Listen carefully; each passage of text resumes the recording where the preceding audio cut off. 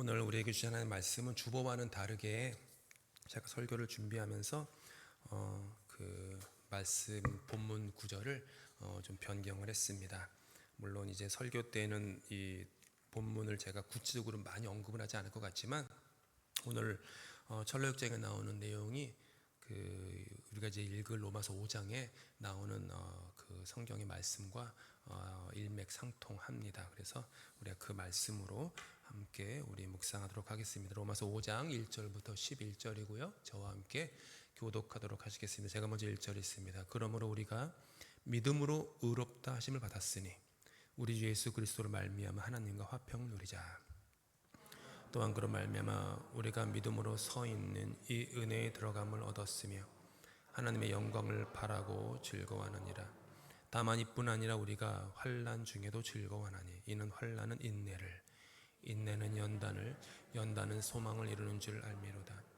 소망이 우리를 부끄럽게 하지 아니함은 우리에게 주신 성령으로 말미암아 하나님의 사랑이 우리 마음에 부은 바 되미니 우리가 아직 연약할 때에 기약대로 그리스도께서 경건하지 않은 자를 위하여 죽으셨도다.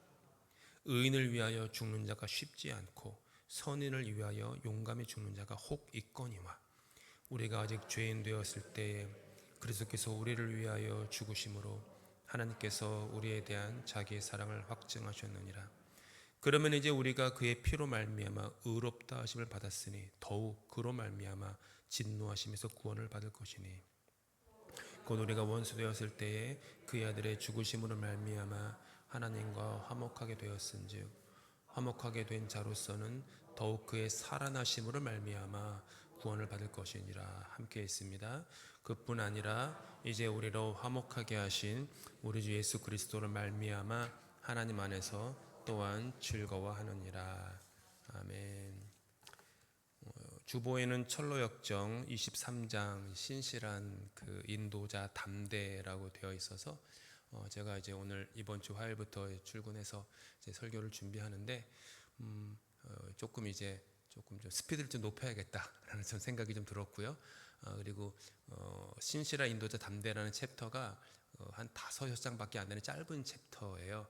그래서 그 다음 장이 한 굉장히 긴 챕터인데 그냥 그걸 한꺼번에 이제 묶었습니다. 그래서 철로역정 책 2부에 보시면 신실한 인도자 담대에 대한 챕터와 그 다음 챕터인 고난 언덕을 지나 아름다운 집으로라고 하는 두 장을 한꺼번에 함께 묵상하도록 하겠습니다. 우리가 아까도 찬양을 드렸지만 인생의 길은 순례의 길입니다. 신앙의 길은 순례의 길이에요. 그런데 이 순례의 길이 곱게 뻗은 길이 아니라는 거죠. 바울 사도는 다메섹에서 직가라고 하는 길, 그 직가, 그 똑바로 뻗었다는 길 아닙니까? 똑바로 뻗었다라는 길을 똑바로 걷질 못했습니다. 왜냐하면은 바울 안에는 그릇된 하나님 향한 욕심, 성경도 자신의 욕망으로 사용하고 그의 가진 열망과 욕망으로 많은 이들을 핍박했던, 그러다 보니까 이제 눈이 먼 거예요. 물론 다메섹에서 예수님을 만난 후에 육신의 눈도 멀었지만 사실은 그 이전부터 그는 마음의 눈이 멀었던 사람이에요.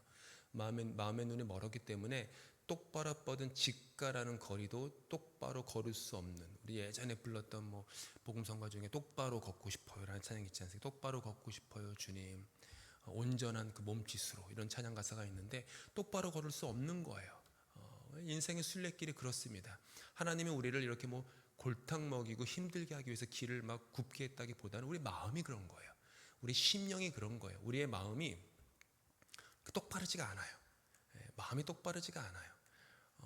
깎고 또 깎아도 이 마음이라는 것이 자꾸 삐죽삐죽 뭐가 나와요.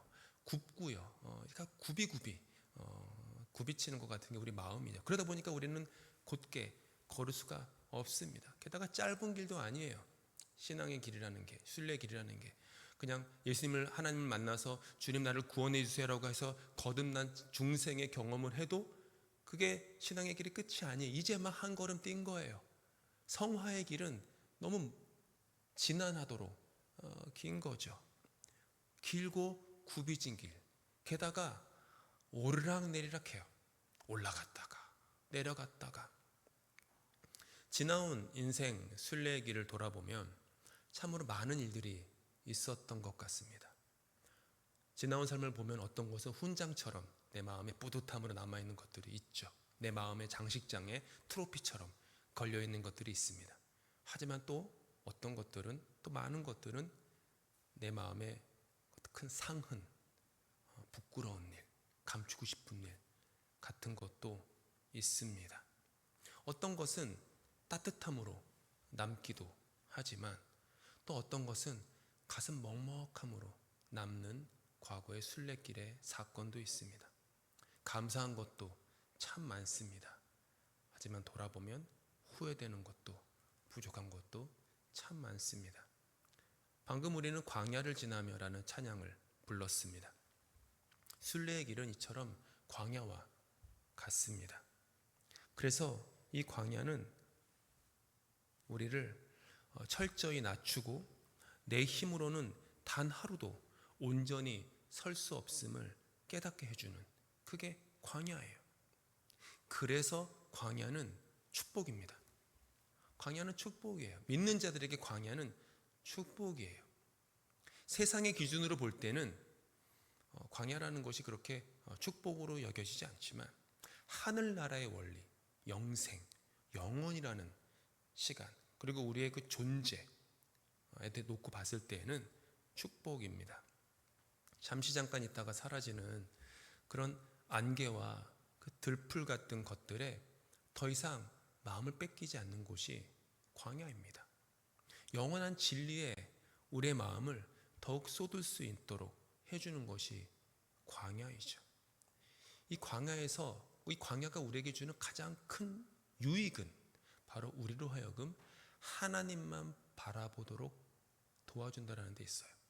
그래서 기독교 역사에서 아주 유명한 시기가 뭐냐면은 그 사막 교부들, 사막으로 들어간 그 fathers, 교부들이, 신앙의 사람들이 있었습니다. 그분들이 남긴 수많은 저서들이 1000년이 지나서 1500년이 지나서 지금도 여전히 우리에게 읽히고 영향을 미치고 있는데, 그 사막으로 떠난 사람들이에요. 거기서 오직 하나님만 바라보려고 여러 가지 것 중에 하나였던 하나님, 세상에 참 좋은 것들 중에 하나님. 저는 안 해봤는데 일본에서 선교하신 분들을 얘기를 제가 청년 때 들은 기억이 나는데, 일본 선교가 참 어렵대요. 뭐냐 하면 전도지를 나눠주면요, 그렇게 전도지를 잘 받는데요, 좋아한대요, 잘 듣는데요. 근데 왜 그런지 아세요? 자기가 믿는 수많은 신들 중에 하나님을 하나 더 얹으면 좋으니까, 그래서 좋아한대요. 그게 좋은 거예요. 하나님만, 지금까지 믿었던 것들 다 벗어버리고 없애버리고 하나님만 믿겠다는 게 아니라 내가 혹시 누락된 나의 생사화복을 위해서, 복을 위해서 누락된 신을, 지금 들어보니까 이 사람들이 여호와라고 부르는 신이 있는데 이거 하나 더 추가하면 좋겠다, 양념처럼. 전도가 어렵대요. 참 잘 듣는데 안 믿는데요. 범신론 같은 그렇게 되는 거죠. 근데 우리도 그럴 때가 있어. 세상에 좋은 것들 중에 하나님인 거죠.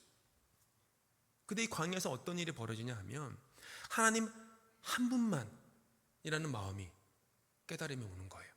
내 인생에 하나님 한 분만으로 만족합니다. 당신이 있으면 나는 모든 것을 가진 사람이고, 당신이 없으면 나는 모든 것을 갖지 못한 사람입니다라는 그런 깨달음이 오는 거예요. 그런 마음이, 결심이 서는 자리예요. 있으면 좋고 없어도 그만인 것이 세상에 수두룩하지만 없어서는 안 될 그런 하나님, 그렇게 하나님을 모십니다. 바로 그렇기 때문에 광야에서는 들리지 않았던 하나님의 음성이 들립니다.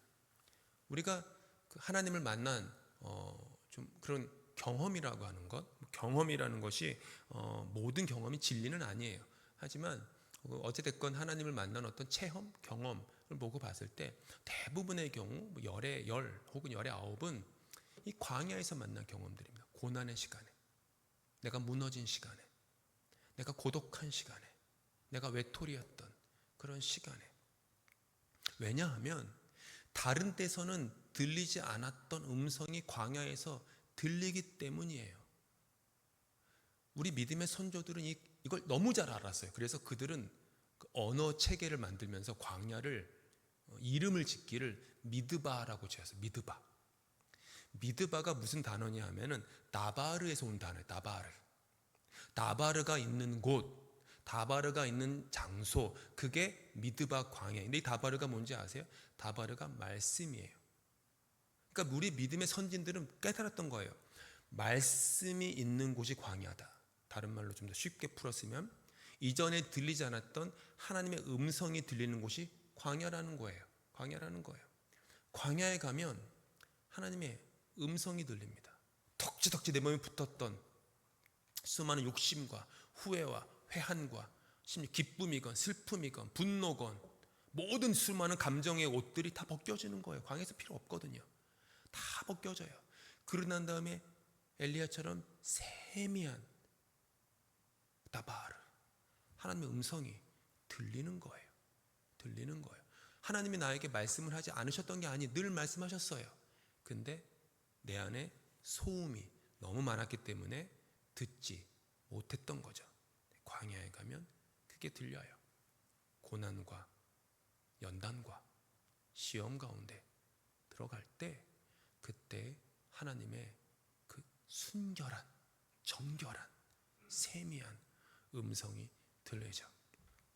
오늘 철로역정의 그 챕터의 내용이 바로 그런 내용입니다. 남편 크리스찬 일부에서는 멸망이라는 이름의 도시를 떠나서 천성을 향하여 우여곡절 끝에 다다르는 이야기였죠. 2부에서는 남편이 천성을 향해 순례길을 떠날 때 그렇게 남편을 핍박하고 남편에게 못된 말을 했던 아내 크리스티아나가 회심을 하고 아들 넷과 그 동네 같은 젊은 여인인 자비라는 여인, 이렇게 6명이 순례를 떠나는 게 2부의 내용이죠. 크리스티아나 일행은 계속 길을 걷습니다. 그러다가 과거 남편 크리스찬이 등에 지고 있던 그 무거운 죄의 짐이 굴러 떨어져서 무덤 속으로 영원히 사라졌던 언덕, 그 언덕의 이름이 십자가 언덕이었어요. 십자가 언덕에 다다르게 됩니다. 이때 그들 옆에는 인도자 담대라는 이름을 가진 인도자가 이 6명을 인도해주고 있었어요. 이때 그 인도자 담대에게 크리스티아나가 대화를 하다가 질문이 생겨서 물어봐요. 뭐냐 하면, 우리가 행위로 용서받는다고 하셨는데 우리가 행위로 용서받는다는 게 무슨 뜻입니까? 제가 듣기로는 오직 믿음으로 구원받는다고 했는데 행위라는 단어가 등장하니까 크리스티아나가 의아해했던 거죠. 근데 여기 단어가 중요한데, 우리의 행위로 용서받는다가 아니라 우리가 행위로 용서받는다는 뜻이에요. 이게 뭐냐면 이게 복음의 비밀이죠. 여기서 말하는 행위는 내가 쌓은 선행, 내가 쌓은 공로, 나의 의로움이 아니라는 거예요. 예수 그리스도께서 우리를 대신해서 완전하게 율법에 순종하신 그 완전한 행위, 흠이 없으신 그 행위라는 거죠. 예수께서 십자가에서 피 흘리심으로 말미암아 우리의 죄값을 대신 치러주시고 이 땅에서 살아내신 그 의로움의 옷을 우리에게 친히 덧입혀 주신다라는 거예요. 십자가의 은혜를 크리스티아나가 그래서 십자가 언덕에서 깨달아요. 마음의 짐이 가벼워지는 거예요. 왜요? 내 공로가 아니구나, 내 힘이 아니구나, 내 의로움이 아니구나. 그렇게 가슴 벅찬 감동에 사로잡혀서 나를 위해, 자신을 위해 피 흘리신 주님의 십자가를 찬양하는 대목이 나와요. 이게 바로, 이게 연결이 안 되네요. 잠시만요.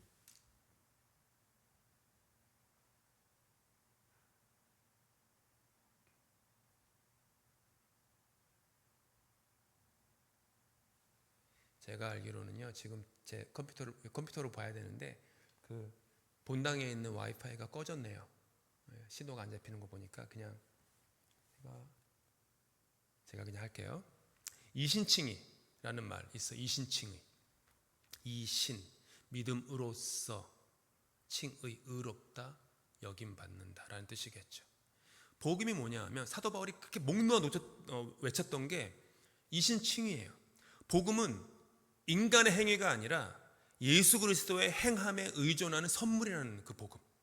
복음은 예전에 몇 년 전에 제가 갈라디아서 수요일날 성경 공부할 때 말씀드렸듯이 갈라디아서 핵심이 뭐죠? 로마서도 그렇지만 복음은 나에 대한 것이 아니라 하나님에 대한 것이라는 거예요. 나의 의로움은 율법의 행위가 아닌 오직 은혜의 선물로 주어지는 것이다 라는 거예요. 갈라디아서 2장 16절에 이런 말씀이 있어요. 사람이 의롭게 되는 것은 율법의 행위로 말미암음이 아니요 오직 예수 그리스도를 믿음으로 말미암는 줄 알므로 우리도 그리스도 예수를 믿나니 이는 우리가 율법의 행위로서가 아니고 그리스도를 믿음으로써 의롭다함을 얻으려 함이라. 율법의 행위로서는 의롭다함을 얻을 육체가 없느니라. 바울은 자신 안에 자랑할 것이 없다라는 것을 깨달았던 거예요. 율법 아래에서는 모두가 다 도토리 키재기라는 거죠. 율법의 100가지를 범한 사람도 죄인이지만 잘하다가 한 번 삐끗해가지고 100가지 중에 한 가지만 범한 사람도 똑같은 죄인이라는 거예요. 하나님으로부터 멀어질 심판을 받아야 될 똑같은 그 율법 행위로서는 완전해질 사람이 없다라는 거예요. 그래서 우리 인생, 바울은 깨달은 게 내가 인생에 선 경주장은 율법으로 겨루기를 하는 경주장이 아니라 옆에 있는 사람과 내 좌우에 있는 사람과 누가 더 율법을 잘 지키냐라고 하는 그런 경주장에 서 있는 선수가 아니라 복음의 경기장에 서 있는 선수다. 복음의 경주장. 그리스도만 바라보고 표대를 향하여 죽을 때까지 달려가는 그 오직 은혜, 오직 그리스도의 공로로 의롭다함을 받은 것. 그래서 바울은 갈라디아서 계속해서 2장 20절에 또 선포해요. 잘 아시는 성경 구절. 내가 그리스도와 함께 십자가에 못 박혔나니 그런즉 이제는 내가 사는 것이 아니요 오직 내 안에 그리스도께서 사시는 것이라. 이제 내가 육체 가운데 사는 것은 나를 사랑하사 나를 위하여 자기 자신을 버리신 하나님의 아들을 믿는 믿음 안에서 사는 것이다. 바울은 율법을 열심히 거의 완벽에 가까울 정도로 지켰던 사람입니다. 율법의 모든 항목을 준행하는 생활을 통해서 그는 하나님의 인정을 획득하려고 살았어요. 내가 얻는 것이다. 그러니까 바울의 삶에는요, 선물이라는 개념이 없어요. 은혜라는 개념이 없어요. 내가 얻는 거예요. 쟁취하는 거예요. 나의 트로피예요. 그래서 하나님과 자신을 나의 행위로 말미암아 바른 관계에 놓으려고 무서울 정도로 노력했던 사람이에요. 근데 결말은 뭐였죠? 실패밖에 없다라는 거예요. 그 길의 끝은 실패밖에 남지 않았다. 절망밖에 남지 않았다. 율법이 한 유익함은 바울로 하여금 바울 자신의 무력함을 보여준 것. 바울이 얼마나 영적으로 파산되어 있는 사람인지를 보여준 것밖에 없다라는 거예요.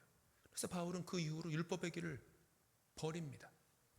그리고 하나님의 은혜에 자신을 던지죠. 이 변화가 엄청난 것이었어요. 그래서 바울은 이 영적인 현실을 그리스도와 함께 내가 십자가에 못 박혔다, 즉 과거에 나는 죽었다라고 표현할 수밖에 없었던 거죠. 크리스티아나가 이 경험을, 이신칭의 경험을 한 거죠. 이제 크리스티아나 일행은 십자가의 감격을 경험한 후에 가팔은 고난의 언덕을 올라가요.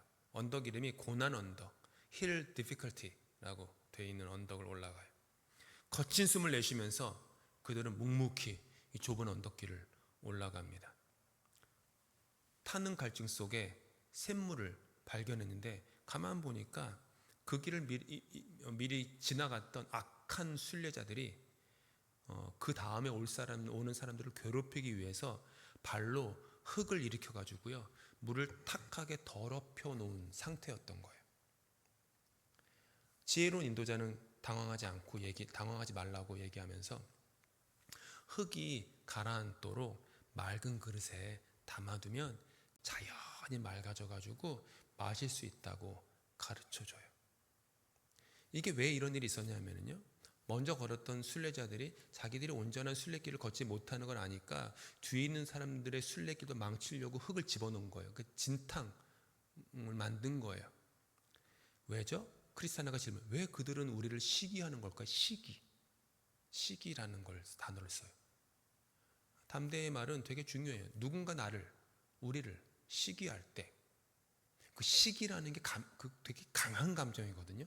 질투, 시기, 시샘, 이거는요 생각보다 아주 그냥 불타오르는 감정이에요. 그때 그 불에 나의 마음을 던지지 말라고 하는 거예요. 말씀의 생수를 떠서 깨끗한 그릇에 담아두고 잠잠히 기다리라고. 그러면 시간이 지나 불필요한 것들, 잠깐 지나가는 헛된 것들은 다 가라앉고 영원히 남는 맑은 물만 남는다라고 하는 거죠. 우리가 그런 시기를 당할 때, 그때 우리는 그 감정의 감정의 불에 우리를 불나방처럼 던지면 안 돼요. 가만히 잠잠히 말씀의 생수를 떠서 내 마음에 깨끗한 그릇에 담아두는 거예요. 그러면 그 말씀이 천천히 시간이 지나 그 모든 불필요한 것들, 진리가 아닌 것들은 다 가라앉고 깨끗하고 순결하고 나를 살리는 생수만 남는다는 것이죠. 이 일행은 언덕 중간에 있는 정자에서 휴식을 취하다가 그만 영적 긴장을 놓쳐가지고요, 그 물병을 놓고 오는 뼈아픈 실수도 합니다. 크리스찬도 그 두루마리를 놓쳤던, 잃어버리고 갔다가 돌아왔던 바로 그곳이에요. 자꾸 망각하는 곳이죠. 또한 어둠이 내린 험한 길목에서 순례자들의 길을 막아서는 거인, 그 잔인이라는 이름을 가진 그 거인과 그 사자의 공포스러운 위협을 마주하기도 합니다. 목숨을 건 사투를 담대가 버려줘요. 담대가 싸워요. 그렇게 잔인이라는 거인과. 그리고 이기죠.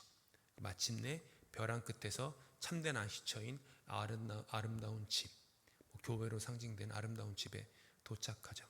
이곳에서 그들은 무려 한 달 동안이나 머물면서요 깊은 환대와 쉼을 누립니다. 이 시간 동안 이제 크리스티아나, 이제 요 챕터에서 크리스티아나의 아들들의 이름이 이제 서서히 등장을 해요. 이 네 명의 아들들이 이제 분별이라는 사람, 경건이라는 사람, 이렇게 훌륭한 성품을 가진 사람들과 교제를 해요. 그러면서 우리 세례를 받거나 하면은 교리문답을, 성경 공부를 하는 게 교리문답이라 하는데, 이 교리문답을 하는 시간을 가져요. 그래서 성령이 뭐라고 생각하니? 성령이 뭐니? 누구니? 하나님은 누구시니? 예수님은 누구시니? 구원은 뭐니? 뭐 이런 식의 질문들을 문답을 하죠. 그래서 이 네 명의 그 어린 아들들이 그 신앙의 뼈대를 요 한 달 동안 이 아름다운 집, 즉 교회라는 곳에서 신앙의 뼈대를 세우는 그 기초를 세우는 일을 하게 돼요. 그런데 이곳에서 예상치 못한 그 위기가 닥쳐와요. 장남의 이름이 마태였습니다. 장남 마태가 길에서 그 담장이 있는데, 담장 너머가 바알세붑, 그 마귀, 그 원수 바알세붑이 운영하는 과수원이었는데, 그 과수원에서 심어진 나무의 가지가 아름다운 집에 있는 정원으로 넘어온 가지가 하나가 있었어요.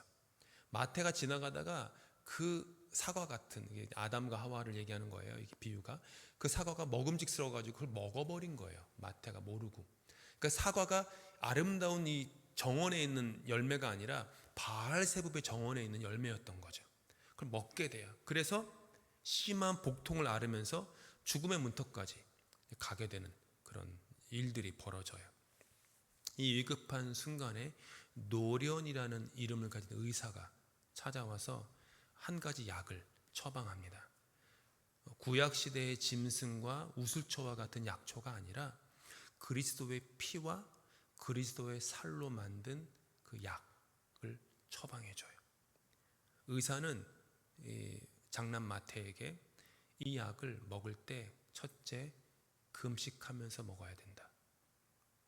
둘째, 회개의 눈물 한 컵을 타서 마셔야 된다.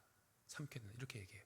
금식하면서 회개의 눈물 한 컵에 그리스도의 살과 피가 담긴 약을 먹어라. 마태가 이 쓰디쓴 약을 삼켜요. 원래는 안 하려고 했는데 도저히 못하겠다고, 냄새가 너무 지독하다고.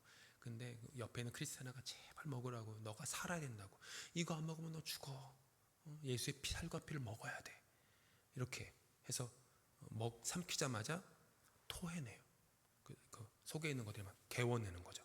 개워내자마자 복통이 씻은 듯이 낫게 되고 육신과 영혼의 온전한 회복을 경험하죠.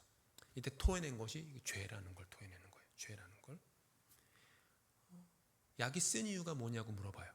그러니까 우리의 육신적 마음으로는 하나님의 말씀과 그 말씀이 주는 유익을 달갑게 여기지 않는다라는 거예요. 우리는 주의 말씀이 참 달고 오묘한 그 말씀 참 기쁘게 찬양하는데 그렇지 않다라는 거예요. 하나님의 말씀이 쓰다라는 거예요. 육신의 마음으로는. 그런 상징. 그 다음에 또 두 번째 질문이 뭐였냐면, 약이 좋은데 왜 구토와 설사를 일으킵니까? 이 얘기를 하는 거예요. 그래서 답이 오기를, 노련이라는 의사가 얘기하기를, 하나님의 말씀이 우리 안에서 역사할 때 그 말씀이 우리 안에서 나쁜 것들, 헛된 것들, 허망한 것들을 개워내게 해줌으로 마음과 생각을 깨끗하게 씻어준다. 서양교회에서는 예배를 시작할 때마다 캐나다 장로교에서도 그렇지만 좀 많이 반복되는 성경 구절이 뭐냐면은 나의 입술의 모든 말과 마음의 묵상이 주께 연락되기를 바라나이다, 이런 말을 하고서 예배를 이제 시작하거나 혹은 말씀을 설교를 들어요. 이게 어떤 예식처럼 자리 잡힌 시편 9절인데 생각해 보세요. 나의 마음의 묵상, 나의 입술의 모든 말과 마음의 묵상이 주께 연락되기를 원합니다. 말씀이 내 안에 들어와서 내 안에 헛된 죄와 악한 것들을 구토하게 하고 이렇게 개워내게끔 함으로 말미암아 주님께 나의 것들이 연락된다라는 그런 것이겠죠. 이래서 의사 노련은 마지막 당부를 하기를, 하나님의 말씀을 언제나 깊이 묵상하고 깨달아야지만 순례의 길을 온전하게 걸어갈 수 있다라고 이 아들들에게 권면을 해줘요. 그들의 아버지 크리스찬이 오래된 죄악에서 돌이켜서 천성을 향해 돌이키게 된 것이 말씀이었던 것처럼 성경 말씀을 늘 가까이 두고 마음의 허리띠를 동이고 살아야 된다. 이러면서 이제 그들은 겸손의 골짜기로 지나가게 되죠. 십자가의 은혜를 깊이 만났다고 해가지고요. 이제 겸손의 골짜기로 가는데 마지막 이제 챕터의 제일 뒷부분인데, 십자가 은혜를 깊이 만나고 이런 어떤 깨달음의 교리문답과 이런 또 그리스도의 살과 피를 먹고 마시는 이런 깨달음 후에도 우리 삶에 어떤 가파른 오르막길이 없어지는 게 아니에요. 이들은 지금 골짜기를 향해 올라가는데 고난 언덕을 향해서 계속 올라가는 거예요. 계속 질병, 실패, 때로는 관계 단절과도 같은 그 고난 언덕이 수시로 우리를 이제 헐떡이게 만들죠. 겸손의 골짜기를 향해서 골짜기를 향해서 올라가다가 이제 그 다음에 언덕을 내려가면 되잖아요. 그 비탈길이 몹시 가파르고 미끄러운 거예요. 이 6사람에게. 이 골짜기가 어떤 골짜기였냐면 남편 크리스찬이 이전에 마귀 아볼로온을 만나 피를 흘리며 치열한 싸움을 했던 골짜기였거든요. 근데 아볼로온과 싸웠던 이유는 뭐냐면 언덕을 내려오면서 미끄러졌기 때문이다 라는 거예요. 미끄러지는 자가 만나는 곳이 바로 이런 영적 결투, 씨름, 싸움의 자리다. 내려오면서 미끄러진 사람은 이 싸움을 치러야만 하는 거예요. 막내 이름이 야고보예요. 이 크리스티아나의 막내 이름이 야고보인데 막내 야고보가 이렇게 얘기를 해요. 하나님의 하늘나라로 가는 길은 사다리를 오르는 것과 같고 지옥으로 가는 길은 언덕을 내려가는 것 같다는 어머니의 말씀을 내가 들었습니다. 그래서 나는 쉽게 언덕을 내려가 죽는 것보다는 어려워도 사다리를 타고 올라가는 삶을 살겠습니다. 이런 얘기를 하죠. 신앙의 길을 걷고 신앙의 자리에 있다가 미끄러지는 분들이 있어요.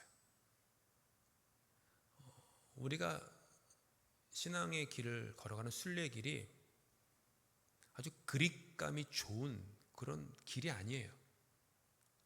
우리가 신은 신발도 아주 그립감이 좋은 양질의 신발이 아닌가 봐요. 미끌미끌해요. 그래서 미끄러져요. 잘 신앙의 길을 걷다가 깜짝깜짝 제가 놀랄 때가 있어요. 갑자기 미끄러지세요. 미끄러져가지고 마치 강도 만난 그 사람처럼 구덩이에 처박히세요. 목회 제가 내년에 안수 받은 지 20년이 되거든요. 그렇게 길지 않은 목회 경험을, 짧지는 않지만 길지도 않은 목회 경험을 하면서 제가 깨달은 패턴이 있는데 뭐냐면, 고난의 계절을 지나거나 고난의 길을 걸을 때 미끄러지는 분들은 거의 없으시더라고요. 웬만해서는 안 미끄러지세요. 근데 미끄러지는 분들의 한결같은 패턴을 보면, 그리고 저도 삐끗삐끗 할 때를 보면 거의 열의 열이 뭐냐면, 바라던 것을 얻은 후에 그렇게 간절히 기도했던 기도가 응답받은 후에 너무 몸이 아팠다가 몸이 회복된 후에 그때 신앙의 길에서 미끄러지더라고요. 불꽃이 위로 올라가는 것처럼 하늘나라로 올라가려면 열정과 하나님 나라를 향한 열정과 뜨거운 열망이 있어야 하는데 사그라드는 거예요. 간절히 소망하는 것, 내 자녀를 위한 것이든 배우자를 위한 것이건, 그때는 열정과 열망으로 하나님을 향한 기도와 예배와 찬양의 불꽃을 막 태워요. 그런데 그것이 너무 은혜스럽게 이루어졌네요. 그 다음에 싹 사그라드는 거예요. 영주권을 받기 전에는요 안 미끄러져요. 영주권 받은 다음에 미끄러지시더라고요.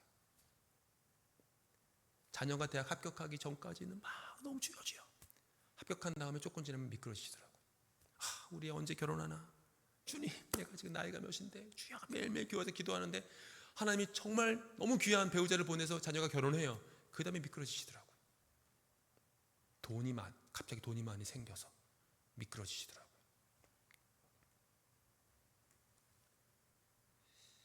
정말 열심히 봉사하던 신실한 하나님의 사람들이 그토록 열망하며 기도했던 새로운 직장에 취업한 후에, 그토록 바라던 영주권이나 시민권을 얻은 다음에, 부모가 그토록 바랐던 성공을 하게 된 후에 신앙의 길에서, 순례의 길에서 삐끗하는 순간 쭉 하고 슬라이딩 하는 거예요. 미끄러져요. 예배에 나오지 않아요. 기도하지 않아요. 말씀을 펼치지도 않고 읽지도 않아요. 서서히 믿음에서 미끄러지는 거죠. 이번 주일에 여기에 대해서 조금 더 제가 얘기를 드릴게요. 누구에게나 일어날 수 있는 거예요. 자신하면 안 되죠. 기도할 때도 주님, 내가 이것을 주님께 소망합니다. 열망합니다. 갈망합니다. 하지만 주님, 더 깊은 나의 소원은 주님이 이 기도를 기뻐하셔서 주님의 방법과 주님의 시간대로 이 기도를 응답해 주셨을 때, 그 후에도 당신을 향한 내 마음이, 내 불꽃이 조금도 사그라지지 않도록 내 마음을 주님 순결하게 지켜주시옵소서. 이 기도가 있어야 되는 거예요. 그래서 그리 아니하실지라도 그럼에도 불구하고라는 신앙의 역설이 나오는 거죠. 누구나 일어날 수 있어요. 그래서 복음이 있어요. 우리가 이렇게 연약한 존재이기 때문에 하나님은 우리를 아시고 찾아와 주세요. 만약 내가 천사처럼 고결하여서 단 한 번의 서원도 어기지 않고 절대 넘어지거나 쓰러지지 않는 완벽한 존재라면 나는 스스로 성자가 되어서 내 삶에 은혜가 들어갈 자리는 없기 때문이죠. 나는 연약하고 불완전하기 때문에 하나님의 은혜가 내 안에서 역사하시는 거예요. 그러니 혹여나 이 가운데 하나님을 향해 천성을 향해 가는 길에서 슬쩍 미끄러지신 분들이 계시다면, 혹은 이 영상을 들으시면서 미끄러지신 분들이 있다면, 혹은 여러분의 배우자나 자녀나 부모나 교우 가운데 미끄러진 분들이 있으시다면 기운을 내시기를 축복합니다. 소망을 가지실 수 있기를 축복합니다. 나의 행위가 아닌 예수 그리스도의 행위에서 오는 의로운 옷을 입어야 되는 때입니다. 광야에서, 유일한 소망이 되시는 광야에서 주님의 음성을 새롭게 들어야만 할 때입니다. 시편 42편 말씀 마지막으로 제가 읽고 마칠게요. 내 영혼아, 내가 어찌하여 낙심하며 어찌하여 내 속에서 불안해하는가. 너는 하나님께 소망을 두라. 그가 나타나 도우심으로 말미암아 내가 여전히 찬송하리로다. 이 완전하신 은혜의 옷을 입고 내 의가 아닌 그리스도의 의로움으로 덧입고, 때로는 인생의 언덕길을 힘겹게 올라갈 때도 있지만 또 때로는 다 정상을 도달한 후에 그 다음에 쉬울 것처럼 여겨지는 내리막길에서 위태위태하게 미끄러질까 말까 하며 내려가는 길 가운데서도 미끄러지지 않고 끝까지 바울처럼 표대를 향하여 내가 이루었다 함도 아니라, 지금 바울은 내가 미끄러지지 않겠다라는 고백을 하고 내가 표대를 향해 달려간다. 나는 다 이루지 않았어. 나는 지금 완성되지 않았어. 뭐예요? 나는 미끄러지지 않을 거야. 이 얘기예요. 표대를 향하여 내가 달려가기를 다 마칠 때까지 달려가겠다고. 그렇게 신앙의 완주를 하실 수 있는 저와 여러분 될 수 있기를 예수님을 축복합니다. 함께 기도하겠습니다. 사랑과 은혜가 풍성하신 하나님, 굽이진 광야 길에서 넘어지고 미끄러지기 쉬운 저리를 홀로 두지 않으시고 십자가의 사랑으로 품어주시니 감사드립니다. 나의 선행이나 나의 자격이 아닌 예수 그리스도께서 대신 이루신 의로움의 옷을 입고 하나님 앞에 담대히 나아가게 하여 주시옵소서. 고난의 언덕을 오를 때에나 평안함 뒤에 찾아오는 영적 방심의 순간에도 우리의 마음을 지켜주시옵소서. 쓴 약과 같은 주님의 말씀 앞에 우리의 죄와 허물을 쏟아내어 온전한 회복을, 치유를 누리게 하여 주시옵소서. 내가 아직 연약하고 불완전할지라도 나보다 나를 더 사랑하시는 광활한 복음의 은혜에 힘입어 날마다 다시 일어설 수 있기를 소망합니다. 우리의 손을 굳게 붙잡고 계시는 신실한 예수 그리스도 이름으로 기도합니다. 아멘.